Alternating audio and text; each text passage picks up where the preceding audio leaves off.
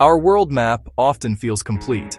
We see familiar continents, clear oceans, defined borders drawn by human history. This view suggests mastery, a planet fully charted and open to us. We have climbed the highest mountains, touched the bottom of the deepest seas. Technology has unlocked vast territories, turning once mythical lands into destinations. Yet, this perception of total access is an illusion. The Earth isn't fully accessible. Some places on our planet remain beyond our physical reach. Others are places we have decided we should not go. These are boundaries set by nature and by ourselves. They are not marked by signs or fences. Their barriers are woven into the planet itself. The rules are written in physics, geography, biology. They are absolute and unyielding. A place might be too deep. Pressure would crush any vessel. It might be too hot. Temperatures that can melt rock. Or so isolated the journey itself becomes an impossible barrier. These locations remind us we are still guests on a planet with non-negotiable laws. We can think of Earth as having layers of accessibility. First layer, the accessible zone, most of our world. Human life thrives here. Civilization has taken root. We build our cities, grow our food, travel with relative ease. This is the world in travel guides and daily news.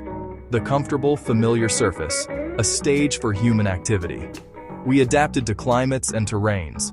This layer is our success. Beyond this lies the difficult zone. Harsh deserts, frozen polar ice caps, towering mountain ranges. Humans can go, but it requires special equipment, training, and courage. Survival is a constant challenge. Long-term settlement often impractical. These places test our limits and push our endurance. They are frontiers of exploration. Yet even these are not the final word. One more layer defines our ultimate limits. Well, that is where this essay turns next. The third and final layer is the inaccessible zone. These are the places humans can't or shouldn't go. This essay is a journey into that zone. We will not be exploring places that are merely dangerous or remote. Instead, we will visit locations where the fundamental conditions are incompatible with human presence. Our guide will be the map itself, revealing how constraints like immense pressure, extreme heat, environmental instability, biological fragility create absolute boundaries. We will not focus on the drama of danger, but on the quiet authority of these natural limits. The story is not about what might harm us, but what simply says no. For each location, our approach will be precise and structured. We will begin with its coordinates, a point on the map where human access ceases to be a question of bravery and becomes a matter of physical law. We will then examine the single, dominant reason that access is denied. For one place, it might be the crushing weight of the ocean above it. For another, it could be the unstable ground of a constantly erupting volcano. In another case, the barrier might be a carefully protected ecosystem, where our very presence would cause irreversible damage. The goal is to understand the boundary, not to sensationalize the obstacle. This exploration is not a list of forbidden tourist destinations. It is an investigation into the planet's inherent rules. By using maps that show elevation, pressure, temperature, isolation, we can visualize these invisible walls. We will see how at certain coordinates, access is not prevented by force, but by conditions that are fundamentally hostile to biology. The map will tell a story of a world that is not entirely ours to command. It will reveal the lines that physics, geology, and life itself have drawn, which no amount of human determination can currently cross. It is a story of humility.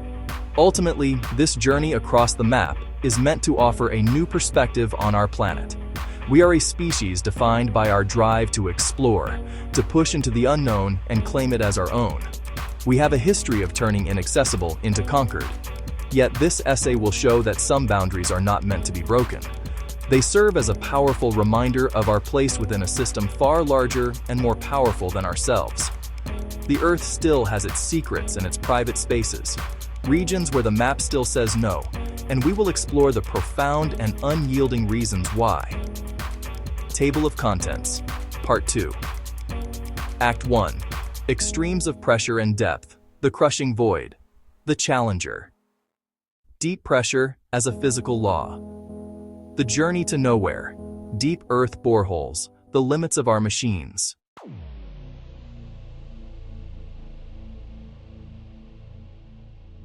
At the coordinates 11 degrees 22.4 minutes north, 142 degrees 35.5 minutes east, the Earth's surface plunges into its deepest known abyss. This is the Challenger Deep, a small slot-shaped valley at the southern end of the Mariana Trench. It is not merely a deep part of the ocean, it is a point of physical extremity, a location where the rules of our world are rewritten by immense force.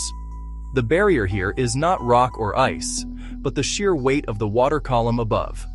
At nearly 11,000 meters below sea level, the pressure is over 1,000 times greater than at the surface.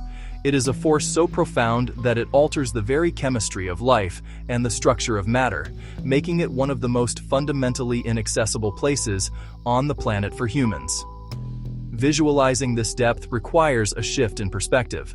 If Mount Everest were placed on the seafloor of the Challenger Deep, its summit would still be submerged by more than 2 kilometers of water. This vertical distance creates a pressure gradient that is difficult to comprehend.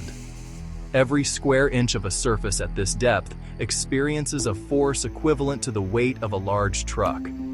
This is not a force that can be resisted with strength or endurance. It is a fundamental environmental state.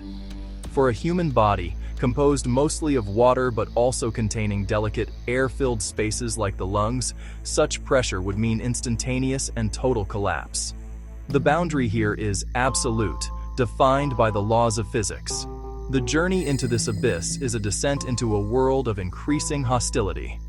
Sunlight disappears within the first few hundred meters, leaving the rest of the journey in complete and total darkness. The temperature of the water plummets, hovering just above freezing. But it is the relentless, linear increase in pressure that defines the experience. For every 10 meters of descent, the pressure rises by approximately 1 atmosphere. This steady, crushing accumulation of force is what makes the Challenger Deep a physically impassable frontier. It is not a place that can be adapted to. It can only be visited by machines built to withstand forces that would obliterate any biological organism. Even the life that exists here is a testament to this extreme environment. The creatures that inhabit the Challenger Deep, such as xenophyophores and certain species of snailfish, have evolved unique biological adaptations to survive. Their cells are structured to function under pressures that would destroy the proteins and membranes of surface-dwelling life. They do not resist the pressure. They are in equilibrium with it. This serves as a powerful reminder that this is not a void, but a functioning ecosystem governed by rules entirely alien to our own. It is a place where life has found a way, but it is a way that is fundamentally closed to us. The inaccessibility of the Challenger Deep is not a matter of technological limitation in the conventional sense. It is a direct confrontation with a fundamental law of physics. The pressure exerted by a fluid is a simple function of its depth, density, and the force of gravity. In the ocean's Hadal zone, this equation results in forces beyond the structural limits of almost anything humans can build. A human being, unprotected, would not simply drown. The air spaces within their body would be crushed into nothingness in an instant. The very molecules that make up our tissues would be subjected to stresses they were never designed to handle, leading to a catastrophic failure of biological systems. This physical barrier extends beyond our own biology to the vessels we designed to carry us. The hull of a submersible destined for such depths must be engineered with near-perfect precision. Any microscopic flaw in the material, any slight imperfection in its spherical shape, can become a focal point for the immense external pressure. At 11,000 meters, this pressure will exploit any weakness, causing a catastrophic implosion. The energy released is immense, turning the sophisticated vehicle into a flattened wreck in a fraction of a second. This is why only a handful of submersibles have ever made the journey, each one a pinnacle of materials science and engineering. Furthermore, the extreme pressure alters the behavior of materials in ways that are difficult to predict. Electronics can fail, batteries can behave erratically, Chemical reactions needed for life support systems can be affected. Seawater itself becomes more corrosive under such high pressures, aggressively attacking any exposed metallic surfaces. The challenge is not just to build a strong container, but to create a stable environment inside it where delicate instruments and, hypothetically, human occupants can function normally. Every component, from a simple wire to a complex computer chip, must be designed and tested to operate under conditions that are fundamentally alien to their normal working environment. Ultimately, the pressure in the Challenger Deep represents a hard physical boundary. It is a reminder that the universe operates on principles that are indifferent to human ambition. We can build stronger alloys and design more robust systems, but we are always fighting against a relentless, uniform force that seeks to crush everything. This is not a monster to be slain or a riddle to be solved. It is a constant. The map at these coordinates does not suggest danger. It states a physical fact. The depth is too great. The pressure is too high. For a human, access is, for all practical purposes, impossible.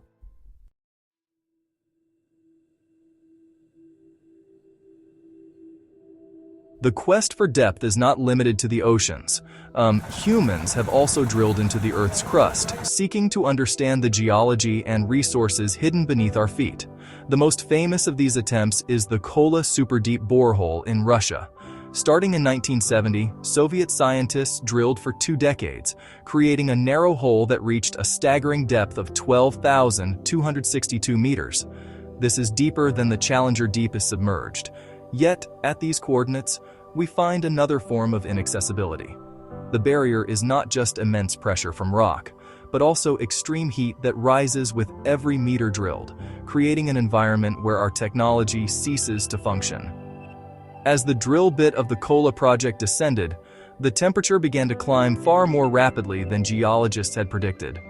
By the time it reached its maximum depth, the temperature had soared to 180 degrees Celsius, 356 degrees Fahrenheit. At this heat, the rock itself behaves more like a plastic than a solid, making further drilling nearly impossible. The mud used to lubricate the drill bit and carry rock cuttings back to the surface was boiling, and the complex electronics required to guide the operation began to fail. The project was not halted by a lack of will or funding, but by the simple physical reality that it was too hot to continue. The Earth itself set the limit. Unlike the uniform pressure of the ocean, the pressure deep within the Earth's crust is complex and unpredictable. It is not just the weight of the rock above, but also the tectonic stresses locked within the rock formations. This lithostatic pressure can cause the borehole to collapse or deform, trapping billions of dollars of equipment miles below the surface. The Kola project experienced this firsthand, with the drill string twisting and breaking under the immense and uneven forces. It is a chaotic and hostile environment, one where the solid ground we take for granted becomes an unstable and destructive medium that resists penetration. These deep boreholes are journeys to nowhere in the truest sense. They cannot be inhabited or even directly observed by humans. We can only send instruments down, gathering data remotely until they too succumb to the conditions. The deepest parts of these holes are accessible only as a set of readings on a computer screen.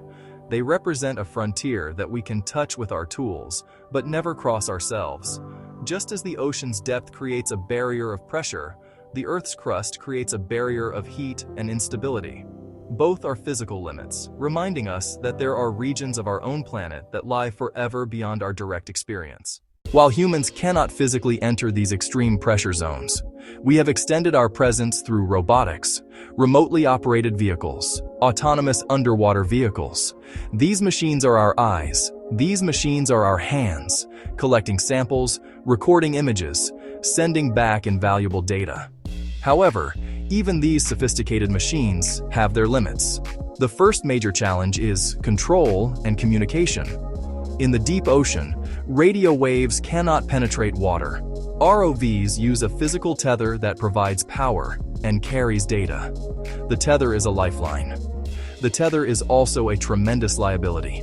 Thousands of meters long, pulled by strong currents, snagging on underwater features, breaking under its own weight. Autonomous vehicles rely on slow, low-bandwidth acoustic communication. Real-time control becomes impossible, with the risk of the vehicle being lost forever. Secondly, extreme environments constrain design and durability. In the Challenger Deep, components need pressure-resistant casings, titanium casings, high-strength ceramic casings. Joints and seals must be meticulously engineered to prevent leaks. Even a tiny breach leads to immediate failure. In deep boreholes, high temperature and abrasive rock wears down drill bits and wears down sensors. Operational lifespans are often hours, not days, requiring retrieval for repair or resulting in total loss. Finally, the practical limit of power. Thrusters, lights, robotic arms, and scientific instruments all consume significant energy. Tethered vehicles suffer energy loss over long cables. Autonomous vehicles must carry batteries, which give a finite window of operation. This limits mission duration and scope. Robotic explorers are temporary visitors on a very short leash. Even our most advanced technology cannot overcome these profound limits.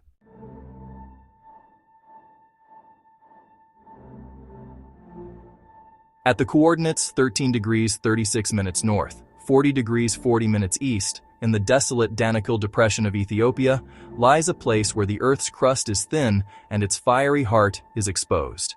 This is Erta Ale, a continuously active shield volcano, home to one of the world's few persistent lava lakes.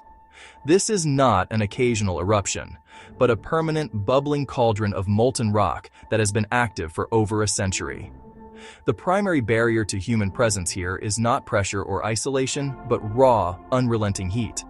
The temperature of the lava itself exceeds 1,100 degrees Celsius, creating an environment so intensely hot that sustained human proximity is a physical impossibility. The air shimmers with heat, and the ground itself radiates a dangerous warmth. The lava lake at Erta Ale's summit is a direct window into the Earth's mantle. It is a dynamic, churning surface, constantly overturning as cooler, darker crust forms, cracks, and is swallowed back into the incandescent liquid below. Standing near its edge is to experience heat in its most primal form. The radiant energy is so intense it can scorch skin and damage lungs from a distance, long before one is in any danger of direct contact. Specialized heat-resistant suits can offer temporary protection, but they cannot defeat the fundamental physics. The human body, a finely tuned system that operates within a very narrow temperature range, simply cannot function in such proximity to a permanent source of extreme heat. This inaccessibility is defined by a constant state of flux. The lake's level rises and falls, its surface crusts over and breaks apart, and fountains of liquid rock can erupt without warning. The ground surrounding the caldera is not solid, stable rock, but a fragile shell of cooled lava, often hollow underneath. A footstep in the wrong place could mean punching through a thin crust into a superheated void below. This is not a landscape that can be mapped or navigated with any certainty. It is an environment in a state of perpetual creation and destruction, governed by the chaotic dynamics of the magma chamber beneath. Therefore, Erta Ale represents a boundary defined by thermal energy. It is a location where the planet's internal heat engine is exposed to the surface, creating conditions that are fundamentally incompatible with life as we know it. We can observe it from a safe distance, or make fleeting, heavily protected visits to its edge, but we cannot stay. The map at these coordinates points to a place where the Earth is still being forged, a raw and violent workshop where the temperature itself forms an absolute and impassable barrier. It is a stark reminder that some parts of our planet are not meant for us, as they are still in the process of becoming. The challenge of places like Erta Ale, or the active zones of Kilauea in Hawaii, extends beyond just the immediate heat of the lava. It introduces a broader concept of inaccessibility rooted in geological instability. These are regions where the ground itself is not a dependable constant. It is a fluid, shifting, unpredictable surface. The Earth's crust, which we perceive as solid and permanent, is a thin, fragile skin floating on a molten interior. Access is not just prevented by the danger of an eruption, but by the continuous, disorienting reality that the landscape is never the same from one moment to the next. This constant change makes sustained human presence untenable. In volcanically active areas, the ground can swell, crack, and subside in response to the movement of magma just a few kilometers below. Fissures can open up overnight, venting toxic gases like sulfur dioxide and carbon dioxide, which are invisible and can be lethal even in low concentrations. These gases are denser than air, so they can accumulate in low-lying areas, creating unseen, deadly traps. Navigating such a landscape requires not just a map of the surface, but a constant awareness of the invisible geological processes unfolding beneath. It is a three-dimensional threat matrix, where the rules of safety are constantly being rewritten by forces we cannot see. This instability also manifests as a constant seismic tremor. The movement of magma through subterranean conduits generates a near-continuous series of small earthquakes, shaking the ground and further weakening the fragile rock formations. This is not the sudden, violent jolt of a major tectonic earthquake, but a persistent, unnerving vibration that becomes part of the ambient environment. It serves as a constant reminder of the immense power churning just below the surface. This seismic noise interferes with sensitive equipment and adds a profound psychological stress to any human activity, reinforcing the sense that one is trespassing on fundamentally unstable territory that could give way at any moment. Ultimately, this environmental instability creates a unique form of inaccessibility. It's not a single static barrier like pressure or a fixed wall of heat.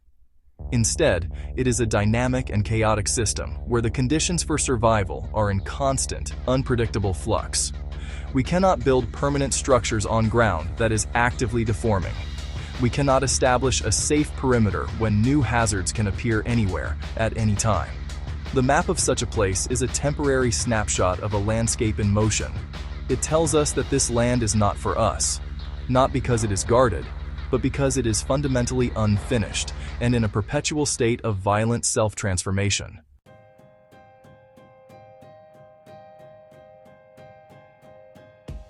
Nowhere is geological instability more apparent than in the birth of new volcanic islands. When an undersea volcano breaches the ocean's surface, it can create new land, a process that has occurred countless times throughout Earth's history. One recent example is Hunga Tonga Hunga Ha'apai in the Pacific Ocean, which formed dramatically in 2015. These newborn islands seem like the ultimate frontier, a blank slate for life.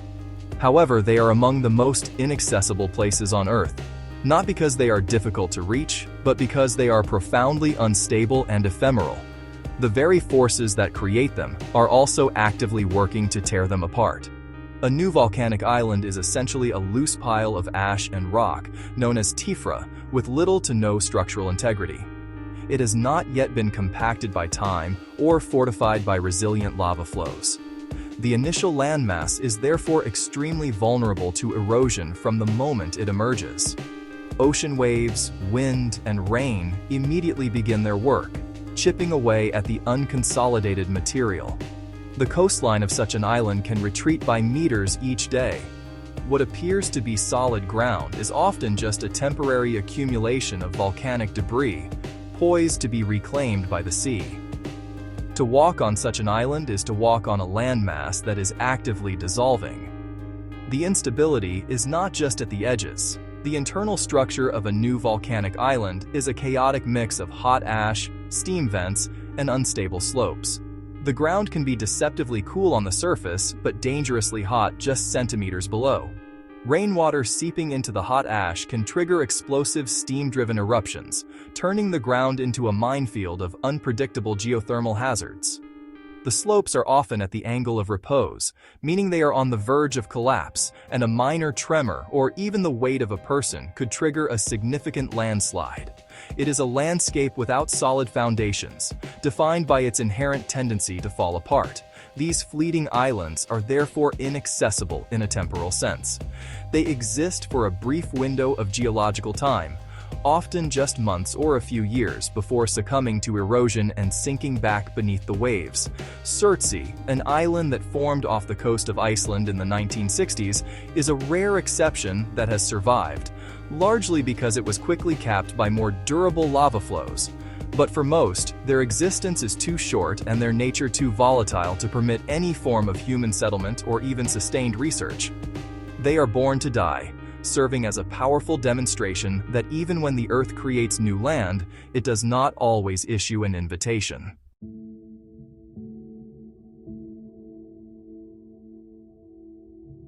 Deep beneath the ocean's surface, along the mid-ocean ridges where tectonic plates are pulling apart, lies another environment of extreme heat and instability: hydrothermal vent fields. These are underwater geyser fields. Seawater seeps into the Earth's crust, is superheated by magma, and erupts back into the ocean as a scorching, mineral-rich plume. Temperatures at the mouth of black smokers can exceed 400 degrees Celsius. The pressure is too great for the water to boil. Instead, it becomes a supercritical fluid, a strange state of matter with unique corrosive properties, making this one of the most chemically hostile environments on Earth. The inaccessibility of these vent fields is a combination of depth, pressure, darkness, and intense, localized heat. A submersible navigating this terrain must contend with the crushing pressure of the deep sea, while simultaneously avoiding plumes of water hot enough to melt its external sensors or damage its hull. The landscape is a bizarre forest of mineral chimneys, some towering tens of meters high, which precipitate out of the hot fluid as it meets the cold ocean water. These structures are incredibly fragile. The slightest touch from a submersible can cause them to crumble into dust, destroying a unique geological feature that took decades to form. This is also a biological paradox. While the extreme heat and toxic chemistry are lethal to most life, these vents support vibrant ecosystems unlike any other on the planet. Giant tube worms, blind shrimp, and bizarre crabs and fish thrive here. They do not rely on sunlight for energy. Instead, their food web is based on chemosynthesis, where specialized bacteria convert the toxic chemicals from the vents, like hydrogen sulfide, into energy. This unique biology is incredibly sensitive. The presence of a submersible, with its bright lights and thruster wash, can disrupt the delicate chemical gradients and behaviors of these organisms, making human interference a direct threat to their existence. Therefore, the hydrothermal maze is a place we shouldn't fully enter, both for our safety and for its preservation. The combination of extreme conditions makes it a technical nightmare for our machines, which are clumsy intruders in a delicate world. But more importantly, it is a pristine natural laboratory where life exists on a completely different set of rules. The desire to explore must be balanced with the responsibility to protect. These vent fields are not just a geographical feature, they are a unique biological realm. In this case, the map says no, not only because of the heat and the pressure, but as a warning to protect a fragile alien world from our own disruptive presence.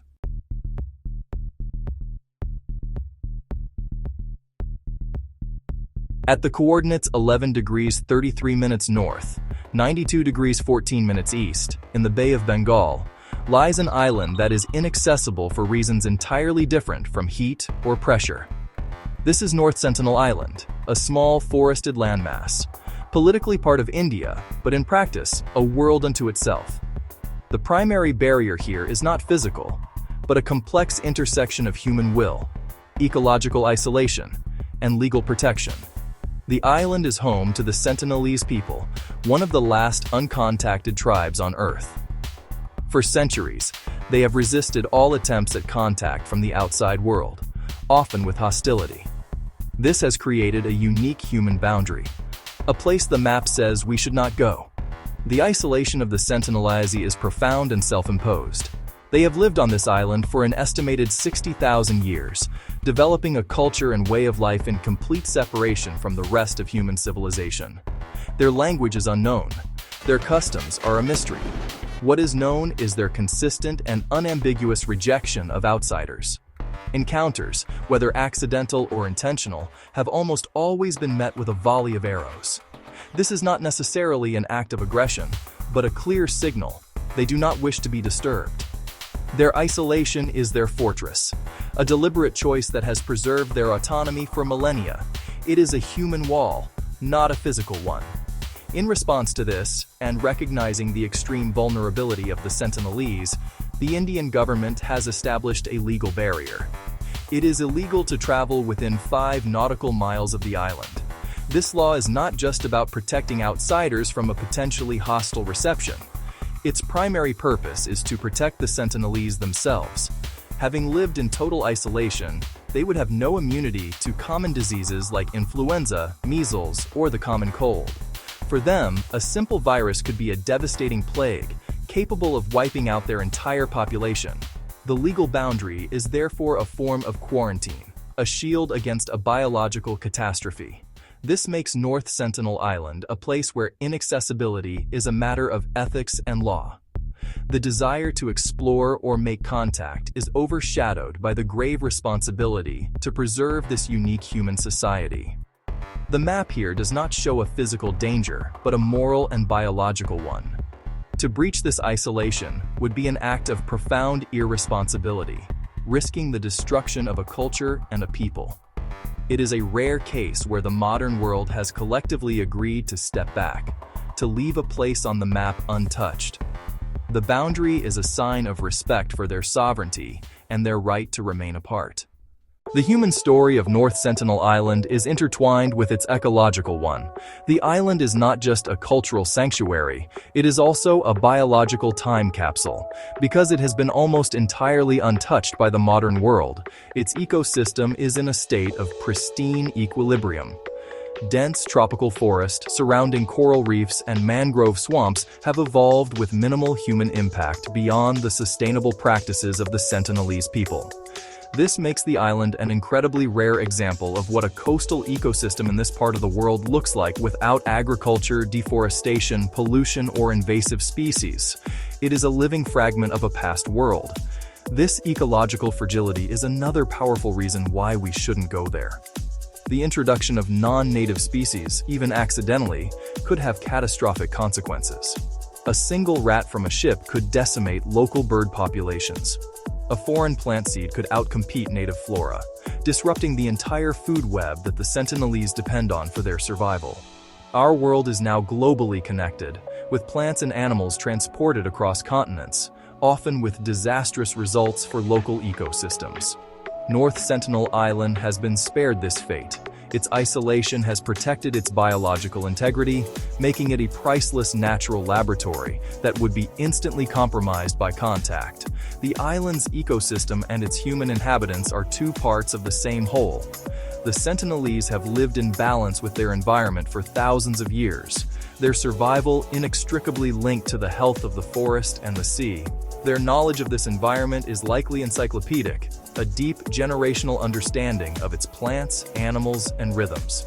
To disrupt the ecosystem would be to disrupt their way of life, to pull the foundation out from under their society. Therefore, protecting the island's ecology is synonymous with protecting its people. The biological barrier and the cultural barrier are one and the same, reinforcing each other. For this reason, the restriction on access is an act of conservation in its purest form. It is not about managing a resource or creating a nature reserve for tourism. It is about complete and total preservation through non-interference. The value of North Sentinel Island lies in its untouched state. Any attempt to study it, no matter how well-intentioned, would alter it forever. It is a place that must remain a blank spot on our experiential map in order to retain its significance. The map says we shouldn't go. Not because the island is empty, but because it is full of a unique cultural and biological heritage that our presence would inevitably erase.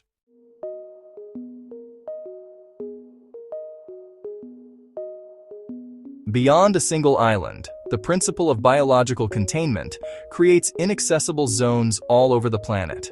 These are not always pristine ecosystems, but locations deliberately sealed off to prevent escape or entry of dangerous biological agents.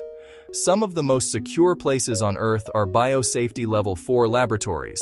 Located in various countries, these labs handle the deadliest pathogens. Ebola. Marburg. Access is restricted to a handful of highly trained scientists. Protocols for entry and exit are extraordinarily strict. The architecture of a BSL-4 lab is a fortress of containment. The lab is often a sealed box within a building. It has its own air supply and decontamination systems. Researchers wear fully enclosed positive pressure suits. Those suits have their own breathable air supply. Before leaving, staff pass through chemical showers. They also pass through airlocks designed to remove any trace of contamination. The system maintains a pressure differential. Air is engineered to flow from clean areas to contaminated areas, so no pathogens escape into the outside environment. The inaccessibility is a function of extreme, life-or-death biological risk. A similar containment logic applies to regions during an outbreak. Public health authorities impose a cordon sanitaire, or quarantine line, around an affected area, prohibiting all travel in or out. This can turn a village, a city, or a district into a temporary inaccessible zone. The barrier is temporary, not a permanent landscape feature. It is a legally enforced biological boundary to stop pathogen spread. The map is redrawn in real time by epidemiologists. Freedom of movement is sacrificed for the greater public good. Biological limits are not always about protecting nature. Sometimes they protect us from nature, or from consequences of our own scientific activities. Whether a lab handling deadly viruses or a region under quarantine, the principle is the same. Certain biological materials are too dangerous to allow free movement. The inaccessibility is absolute and non-negotiable, enforced by layers of steel, concrete, and legal authority. These locations are points on the map that must be sealed off from the rest of the world.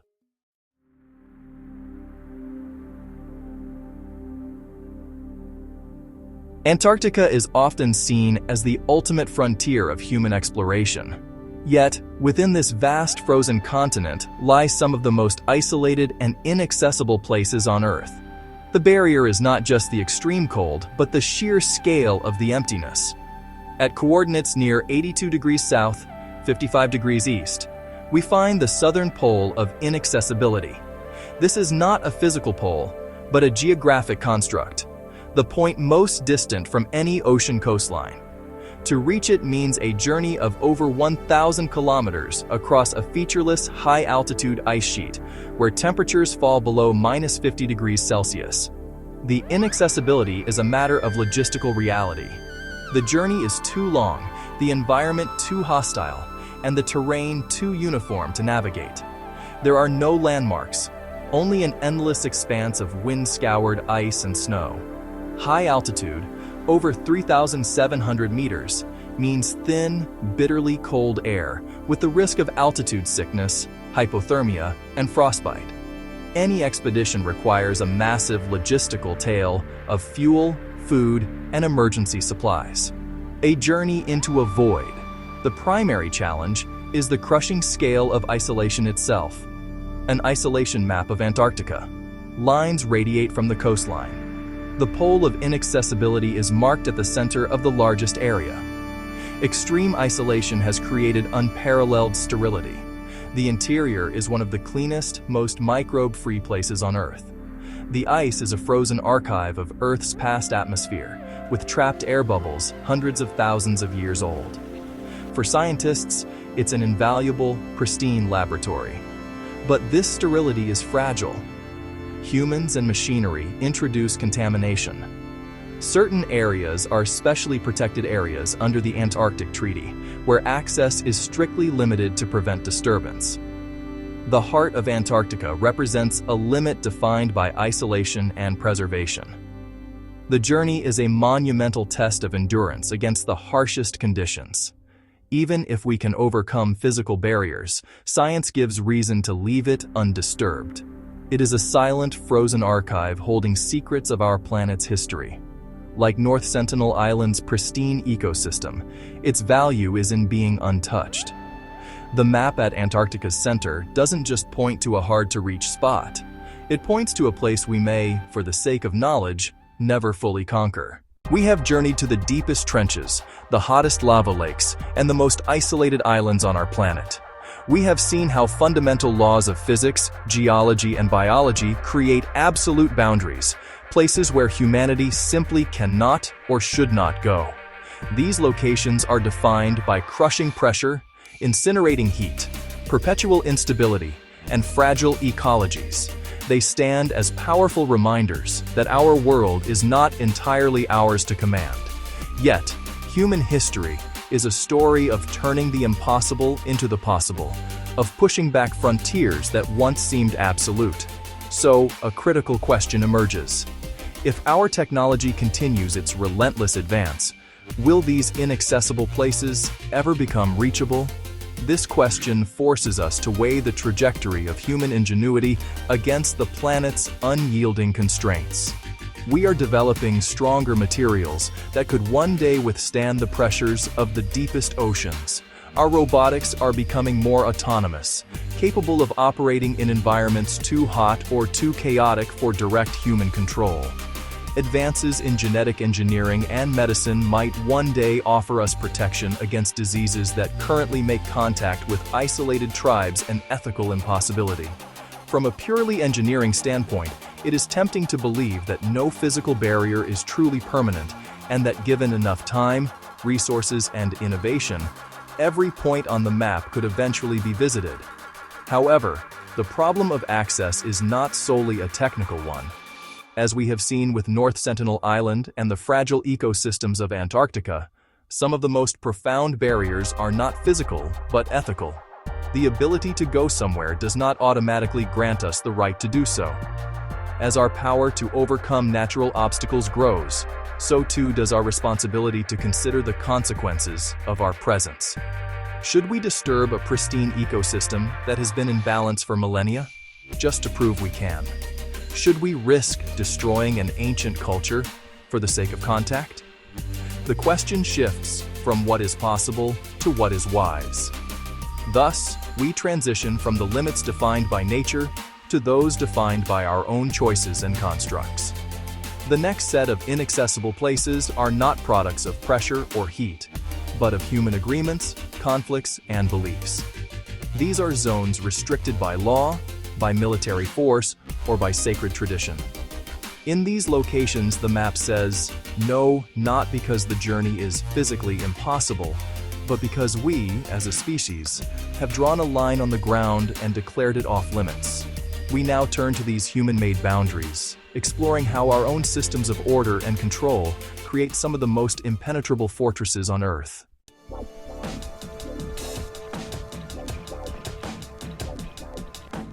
Our exploration has taken us to the planet's natural edges. We have seen how the laws of physics create impassable barriers of pressure in the ocean's trenches. We have seen how extreme heat makes lava lakes fundamentally hostile to life.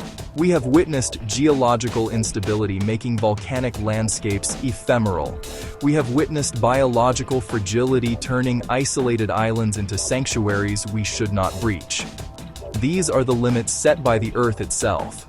Yet, some of the most absolute boundaries are not natural at all.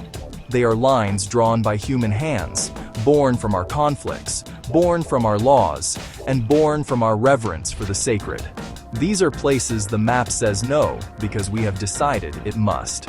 Consider demilitarized zones, like the one separating North and South Korea. The strip is not inaccessible because of geology or a lethal environment. It is a buffer zone created by political agreement, enforced by military power. The barrier is one of legal prohibition and the constant threat of force. Similarly, military bases and intelligence sites around the globe are off-limits. Their coordinates are black spots on the map. Inaccessibility here is a product of human mistrust and state control, a boundary as real as any physical wall. Sacred sites create powerful human-defined boundaries. Uluru in Australia, once a tourist climb, is now permanently forbidden.